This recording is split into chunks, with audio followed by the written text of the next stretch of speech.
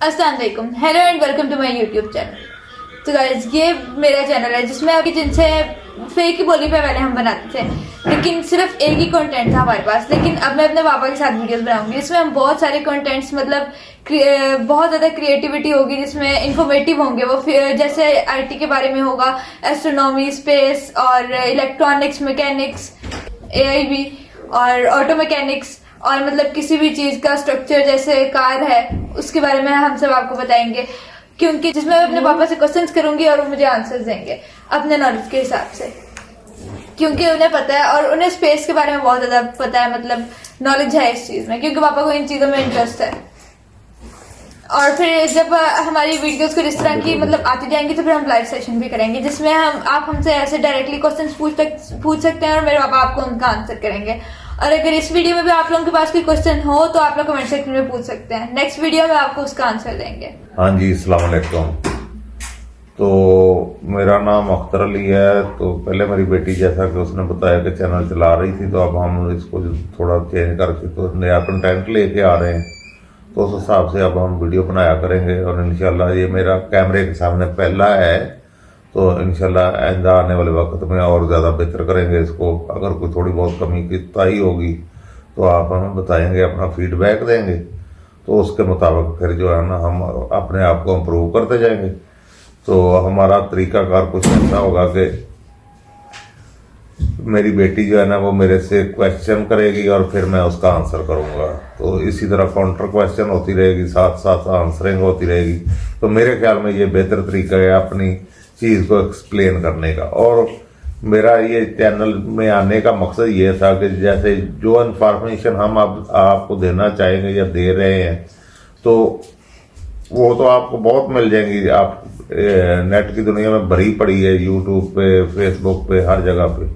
लेकिन ये है कि हम ज़रा उसको सिंपल और सादा ज़बान में उसको वजाहत से समझाने की कोशिश करेंगे और इंशाल्लाह आपको मज़ा आएगा, पसंद आएगा। मेरी सिर्फ आपसे एक रिक्वेस्ट होगी कि आपने आइंदा से हमारी वीडियो जब भी देखनी है पूरी देखनी है। और ये हम हर वीडियो में आपसे नहीं कहेंगे कि हमारे चैनल को सब्सक्राइब करो, लाइक करो, ये फजूल की बातें आप दोबारा नहीं करेंगे। तो ये एक दफ़ा कह दिया, अगर आपको अच्छा लगे तो आपने लाइक करना है। तो ओके बेटा, चले स्टार्ट करते हैं अपना सेशन आज का। आप मुझे ऐसा करें, कोई क्वेश्चन करें तो फिर इंशाल्लाह हम उसका जवाब देने की कोशिश करते हैं। मेरा पहला क्वेश्चन ये है कि दुनिया जो है जिसमें हम रह रहे हैं वो कब से है, कितना टाइम हुआ है? सारी कायनात एक नुक्ते में मंजमन थी, तो फिर अचानक से वो दबाव और टेम्परेचर बहुत ज़्यादा एक्सट्रीमली हाई होने की वजह से उसमें ब्लास्ट हुआ, जिसको हम बिग बैंग कहते हैं। तो फिर उसके बाद से जो कायनात फैलना शुरू हुई, मुसलसल फैल रही है और अभी तक फैल रही है। तो ऐसे हमारा 13.8 अरब साल हो गए हैं हमारे यूनिवर्स को वजूद में आए हुए। तो अब हमें ये कैसे पता लगा कि इस यूनिवर्स को बने हुए इतना टाइम हुआ है? हाँ, तो बेटा ऐसा है कि जैसे हमारी जो गैलेक्सियाँ दूर जा रही हैं एक दूसरे से ना, और जो ज़्यादा दूर है गैलेक्सी वो और ज़्यादा स्पीड से दूर जा रही है और उसकी मुसलसल स्पीड बढ़ती जा रही है। तो जो स्पीड बढ़ती जा रही है उसको कहते हैं हम एक्सेलरेशन, वो भी हमने मालूम कर लिया। और जो उनका फासला उन्होंने तय किया है वो भी हमने मालूम कर लिया, यानी कि VI जो फर्स्ट वेलोसिटी होती है वो ज़ीरो कह ले, क्योंकि जब एक नुक्ते पे मुंजमद था जहाँ पे बिग बैंग हुआ, तो वहाँ से जो अब VF है फाइनल वेलोसिटी है उसको, और हमारा फासला भी हमारे पास आ गया। तो इसको जब हम अपना फिजिक्स की इक्वेशन में डालेंगे ये सारी चीज़ें, तो हमें जो है ना उसका टाइम पीरियड निकल के आ जाएगा।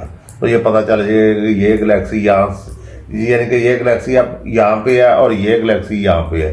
तो हम इसको कैलकुलेट ऐसे करेंगे कि इसकी ये स्पीड है और ये एक्सेलरेशन है, ऐसे ऐसे इसको वापस लेके आए और इतना फासला जो इन्होंने तय किया इसको वापस आने में कितना टाइम लगेगा। तो ऐसे उन्होंने वो इसको रिवर्स करके देखा, तो 13.8 अरब साल जो है ना हमने मालूम किए हैं। ठीक, अच्छा। ये समझ गए बेटा आप? हाँ जी। अच्छा, अब आप और कुछ पूछें। कि जैसे हम इस प्लेनेट अर्थ पे रह रहे हैं, वैसे किसी और प्लेनेट पे भी कोई और लोग रह रहे होंगे? हाँ, लोग कहना बहुत मुश्किल है ना, ये ऐसे नहीं है ना। हमारी जो लाइफ है ये और तरह की है। अगर किसी और प्लेनेट पे होगी तो वो वहाँ की लाइफ और तरह की हो सकती है। उनके अपने सिग्नेचर होंगे, यानी कि उनकी अपनी निशानियां होंगी। वो हो सकता है जैसे हम ऑक्सीजन में, और इतनी ही ऑक्सीजन में रहते हैं हम, 22 या 23% ऑक्सीजन में हम सही से रह सकते हैं। हो सकता है वहाँ का एटमॉस्फेयर और तरह का हो, और वो वहाँ उस हिसाब से जो है ना उधर की स्पीसीज जो है वो डेवलप हुई हो। तो हो सकता है ये, इसके लिए जो साइंसदान बहुत ज़्यादा अब रिसर्च कर रहे हैं। जैसा कि अभी साइंसदानों ने तकरीबन 5000 से ज़्यादा जो है ना एक्सोप्लैनेट जो है ना दरियाफ्त किए हैं। तो एक्सोप्लैनेट मीन जैसे हमारा सन है, इसके हमारे 8 प्लैनेट हैं। इसी तरह हमारी जो गैलेक्सी मिल्की वे है और इसमें 2 अरब से ज़्यादा सन है तकरीबन, और हर सन के पास 2-2, 4-4, 5-5 हम प्लैनेट लगाए तो कितने प्लैनेट लाखों लाख बन जाएंगे। और इसी तरह फिर और ज़्यादा गैलेक्सीज हैं। ये तो नहीं है ना हमारी एक गैलेक्सी है, हमारी गैलेक्सी तो एक है सिर्फ। यूनिवर्स जो ऑब्जर्वेबल यूनिवर्स है वो बेटा इतना बड़ा है कि 93 अरब नूरी साल, नूरी यानी कि लाइट ईयर, 93 अरब लाइट ईयर इसका डायामीटर है। इतना बड़ा, यानी कि हमने इधर मतलब 46.5 अरब नूरी साल इधर, 46.5 अरब नूरी साल इधर, इधर असी चारों सिमत में हमने ना जब 46.5 अरब नूरी साल जो है ना ऑब्जर्व कर लिया। तो इतना बड़ा यूनिवर्स है, उसमें हमारी जो मिल्की वे है इसका पता कितना डायामीटर है? इसका सिर्फ 1 लाख नूरी साल है। कहाँ 1 लाख, कहाँ 93 अरब नूरी साल। तो ये हमारी मिल्की वे गैलेक्सी जो है ये तो यूनिवर्स में ऐसे कहेंगे जैसे समुद्र में एक पानी का कतरा निकाल लें, ऐसे इतना वजूद है हमारी गैलेक्सी का, मिल्की वे का। और हमारी मिल्की वे गैलेक्सी में अरबों अरब स्टार्स हैं और हर स्टार के कई प्लैनेट हैं। तो हो सकता है कहीं और जगह पे हो लाइफ, हो भी सकती है, ये भी हो सकता है कि ना हो, और ये भी हो सकता है कि वो हमसे ज़्यादा जदीद हो, एडवांस हो, और ये भी हो सकता है कि वो अभी डेवलप हो रही हो, जैसे सिंगल सेल लाइफ। जैसे हमारी ज़मीन पे सबसे पहले जब लाइफ स्टार्ट हुई थी तो सिंगल सेल लाइफ आई थी। उसके बाद फिर आस्ता आस्ता उसको एवोल्यूशन होती गई। तो जैसा कि अब हम इंसान भी हैं, बाकी जो चरिंद परिंद हवानात, अपना जानवर, नबातात, ये सारे एवोल्यूशन से हुए हैं बेटा। और एवोल्यूशन ऐसे कह लें कि जो चीज़ उसको कहते हैं नेचुरल सिलेक्शन ना।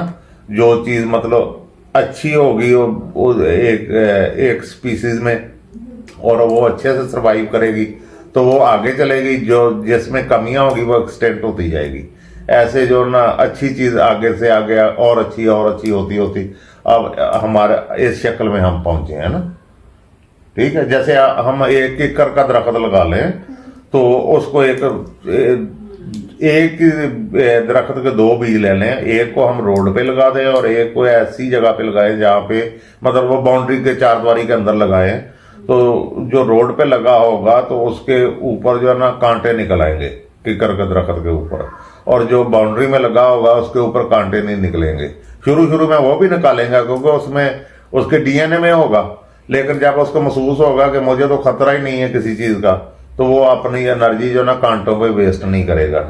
तो जो रोड पे या सड़क पे लगा होगा उसको बार बार बकरियां मतलब जानवर या किसी न किसी तरह से उसको हिट होती रहेगी, तो वो अपने दफा के लिए फिर कांटे निकाल लेगा। ठीक है, इसको एवोल्यूशन कहते हैं। ठीक है, इसी तरह ये तो मैंने आपको बहुत सिंपल जबान में समझाया ना। जो अपना जानवरों में एवोल्यूशन होती है वो और तरह की इससे बहुत ज्यादा पेचीदा होती है, तो वो इंशाल्लाह हम नेक्स्ट पे बात करेंगे। तो अब जैसे इन्होंने 5000 प्लैनेट्स और दरियाफ्त कर लिए हैं, तो उनको ये कैसे पता लगेगा कि वहां पे भी कोई लाइफ है? वो वहां पे जाके देखेंगे?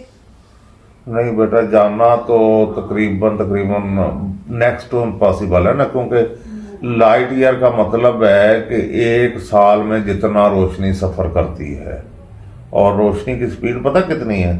3 लाख किलोमीटर तकरीबन 1 सेकंड की है। यानी कि हम रोशनी के स्पीड से अगर जमीन के चक्कर लगाना शुरू करें ना तो 7 चक्कर लगा लेंगे।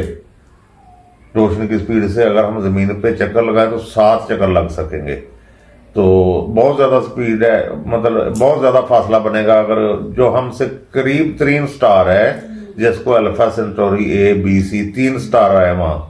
अच्छा ये भी मैं बता दूं कि जैसे हमारा एक सूरज है ना, और जो स्टार सिस्टम है, कहीं 2 है, कहीं 3 है, कहीं 1 है, ऐसे मतलब कई अगर हम उधर अल्फा सेंटोरी पे रह रहे होते तो हमें दिन के टाइम 3 सूरज उधर आ रहे होते ना, कभी कोई ग्रुप हो रहा है, कोई आ रहा है, कोई जा रहा है, ऐसे नजर आता।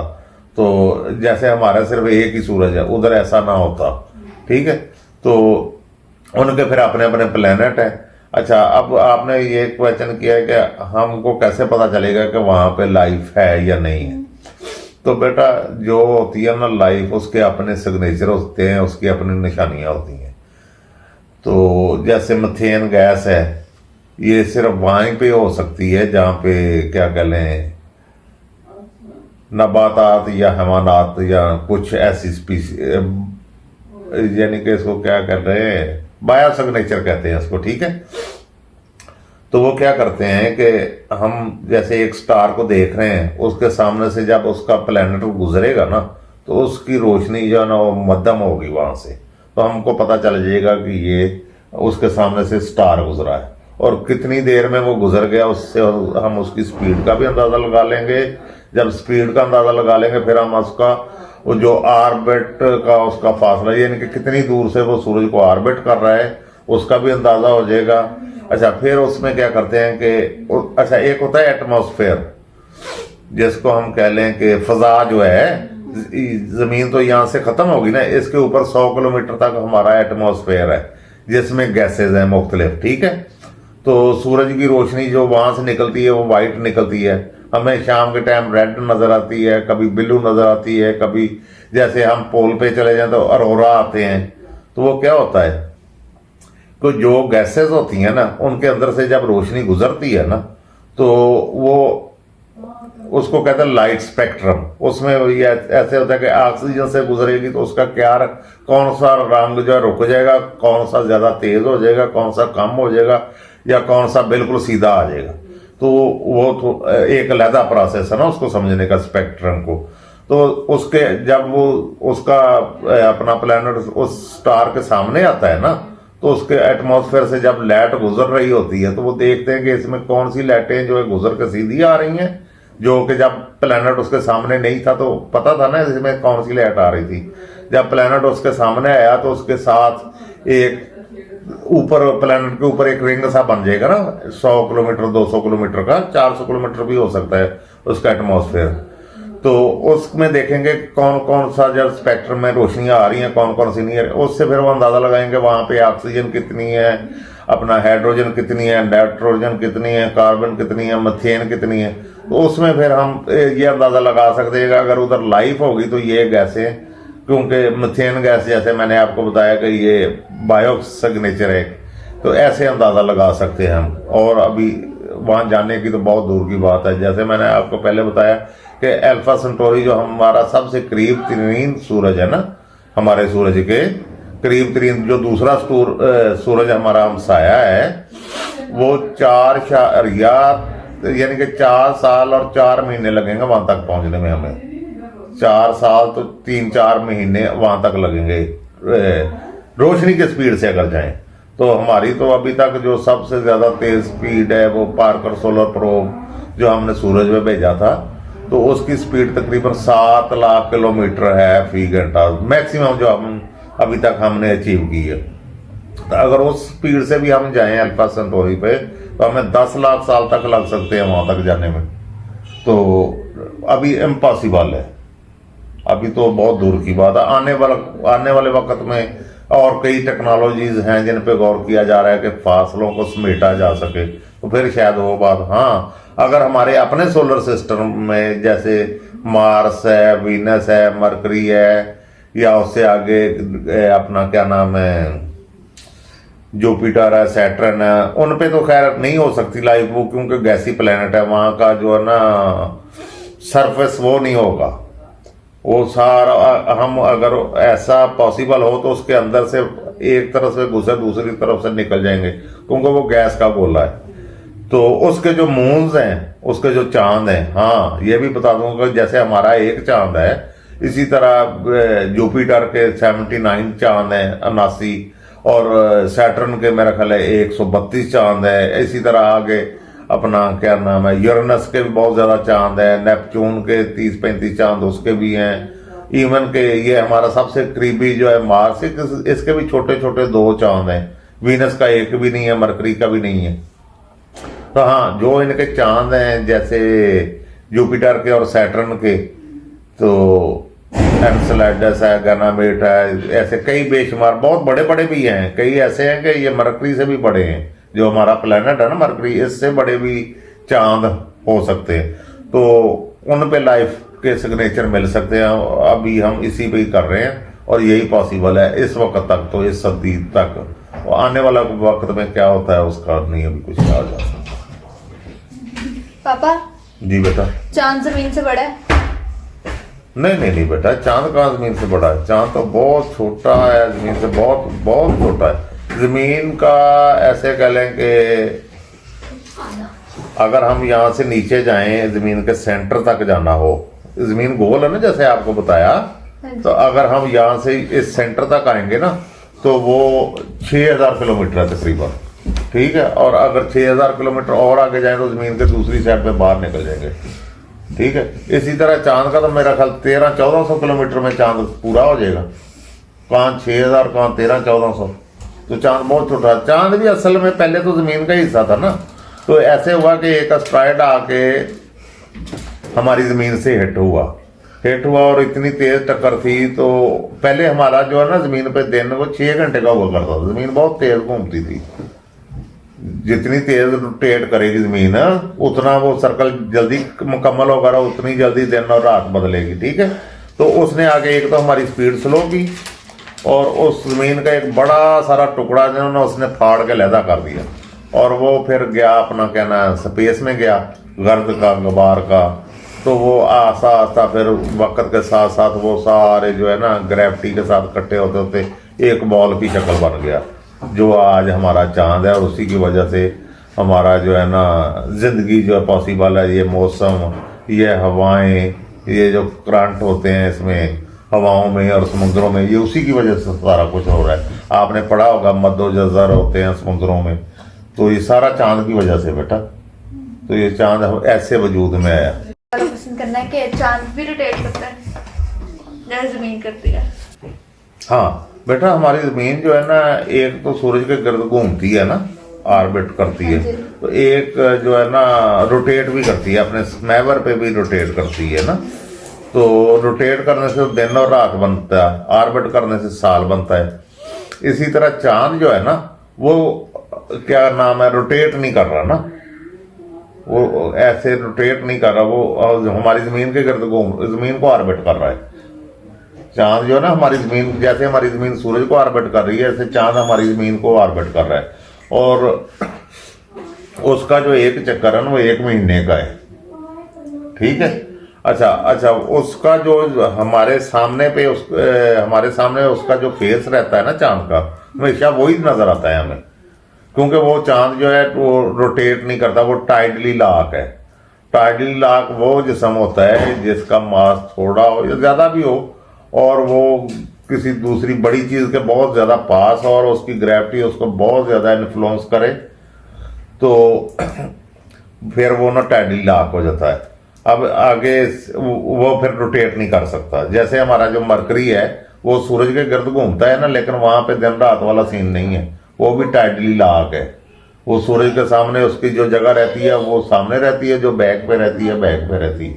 और उसकी आधा मरकरी जो है वो ऐसे कह लें कि आधा गोला है, आधा मरकरी जो उसकी फार साइड है, बैक साइड है, जहाँ रात ही रहती है हमेशा, वहां पे बर्फ है। तो ऐसा है मरकरी।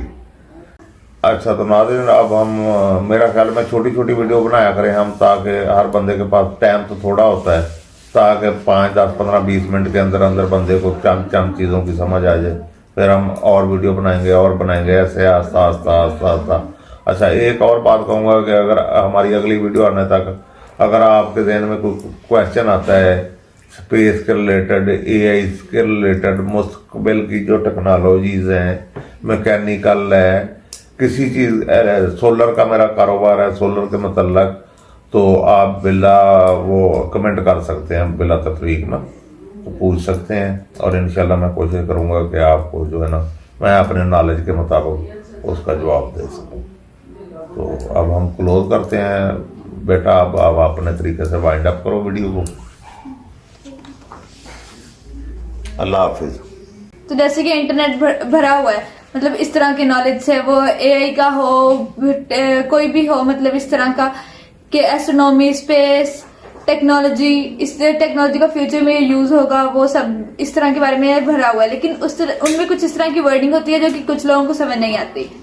लेकिन मेरे पापा ने इस तरह समझाया है, मतलब आसान वर्डिंग में, जो हर किसी को समझ आ रही है। मतलब हम एक नॉर्मल किसी से बात करते हैं और वो हमें बात समझाए, उस तरह समझाया है। क्योंकि हर इंसान को ये बेसिक कॉन्सेप्ट्स होने चाहिए, ये स्पेस का कि मतलब ये कितनी बड़ी है, कब से है और क्यों है। और जरूरी नहीं है कि कोई अगर इस फील्ड में जा रहा है, ये स्पेस एस्ट्रोनॉमी का, तो सिर्फ उसे ही पता, बल्कि ये हर इंसान को बताना चाहिए कि अल्लाह ताला ने ये कायनात कितनी बड़ी बनाई है और कैसे बनाई है और क्यों बनाई है।